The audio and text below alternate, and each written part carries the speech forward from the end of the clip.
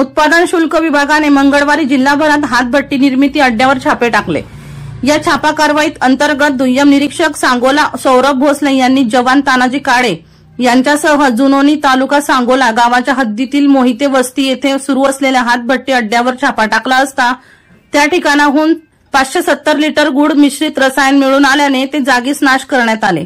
सदर ठिकाणी आरोपीच्या राहत्या घराची झडती घेतली असता 180 मिली क्षमतेच्या देशी दारूच्या 576 सीलबंद बाटल्या व विदेशी दारूंच्या बाटल्या आढळून आल्याने आरोपी आकाश सदाशिव मोहिते वय 19 यांच्या विरुद्ध गुन्हा नोंद करण्यात आला आहे।